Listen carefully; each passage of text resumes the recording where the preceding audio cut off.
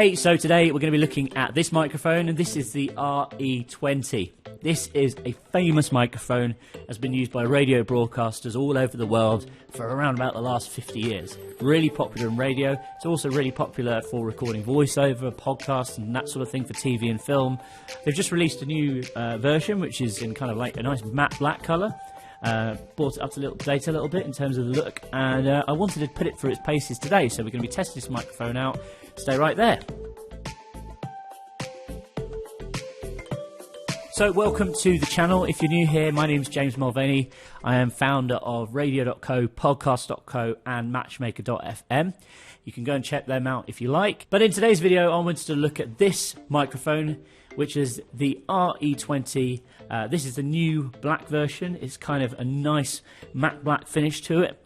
Traditionally, this microphone's been available in grey. This is really popular in the radio industry because it has that kind of radio sounds to it.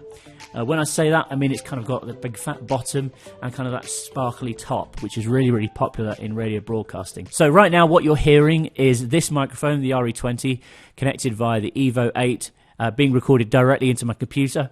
No compression, no sort of fancy stuff, no EQ. This is just the raw sound of the microphone. Is it something that you could use on your radio station for your podcast? Do you think this microphone sounds the best? A lot of people say, and a lot of people have said in the comments of previous mic reviews that I've done, that this is the microphone to use if you're starting a radio station or you're launching a podcast. You know, it's the industry heavyweight that's been used for the last 50 or so years. So I want to know, do you think this microphone still is king, or do you think other microphones are better? Let me know in the comments. Right now, what you're listening to is a recording of me in an office environment. So this is not a perfectly treated room. Electro Voice have got something called variable D technology. This basically means these microphones are great at off-axis rejection, which lends itself really well to when you're recording voiceovers, when you're recording podcasts, when you're doing live radio. And this basically means if I go off to the side here, or if I'm kind of over here, you won't be able to hear me as well. Whereas when I'm right up on front of the microphone, that's when you're going to get the best sound quality. That's what we're going to get when you're going to get that kind of cool radio announcer style effect. It even says on the box here, broadcast announcer's microphone. So it really does what it says on the tin, literally. This is designed for live broadcasts. This is designed for when you're recording podcasts, when you're doing voiceover work, that kind of thing. Out of the box, it comes in a case like this. And as you can see, the default microphone mount is just this simple clip.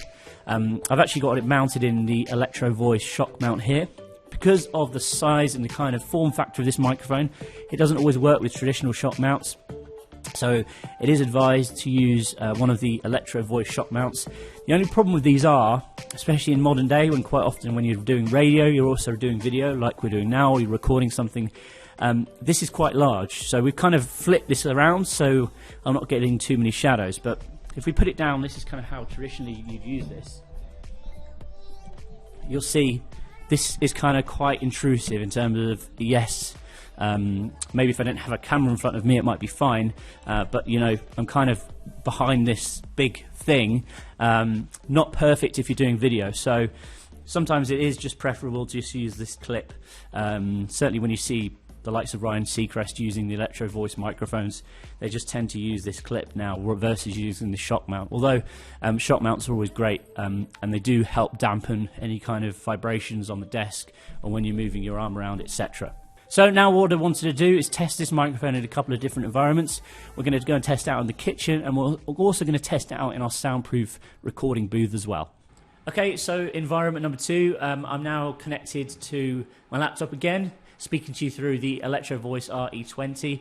We're in the kitchen, which as you can hear isn't the ideal environment. There's quite a bit of background noise, not very well treated, a lot of background echo. And now I'm going to ask Jack to go and clink in the fridge, just to kind of simulate, you know, normal kitchen noises that you might experience when you're recording your podcast in a kitchen. Because let's be honest, there are quite a few people who record podcasts in their kitchen now. So how do you think this mic works in terms of an ideal environment? Does it do a good job of filtering out background noise? Can you hear what's going on? Can you hear the fan behind me, etc.? Let me know in the comments. how do you think this mic handles rejecting background noise? Okay, so now we are recording into the RE20 in a perfectly soundproof booth with lots of acoustic treatment all over the walls. So this is getting a nice flat sound. This is probably really how the makers of this microphone intended it to sound. You know, it's raw, untreated state. As I mentioned, no processing's been applied here. We're not running it through any kind of multi-band compression or EQ or anything like that. But I want you to tell me what you think of the sound of this microphone. Does this have that on-air presence that you're looking for? Let me know in the comments below. And now what we're going to do is also compare it to a couple of other venerable microphones. We're going to look at the Shure SM7B and also test it on a condenser microphone as well, which is normally what we use for voiceover work here at the office, which is the Neumann U87, and it's also really popular in a lot of high-end radio studios as well. Okay, so now I'm recording using the Shure SM7B. Again, this microphone is really, really popular in a lot of radio studios, podcasting studios and the like. What do you think of the sound comparison between this and the RE20? I think they both sound excellent. I kind of like the sound of the RE20. It's got that real kind of radio broadcaster sound. Perhaps this one sounds a little bit more neutral, but let me know in the comments. Now I want to try out a condenser microphone, which is, again, really, really popular in radio, but certainly more here in the UK. This is the U87 by Neumann, and we see this used on a lot of the BBC national radio stations, so like Radio 1, Radio 2, they like to use this microphone. So let's switch them over and we'll test this one out as well. Okay, finally, this is my last test and comparison. Now I'm talking to you through the Neumann U87. Bear in mind, this is a totally different style of microphone. This is, unlike the SM7B and the RE20, this is a condenser microphone, not a dynamic microphone.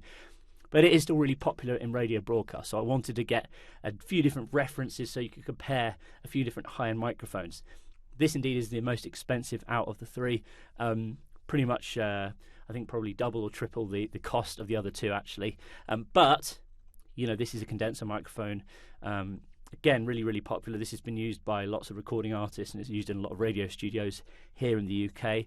And I believe it's used by some in the US as well, but I think the US prefer to use dynamic microphones in a lot of radio studios.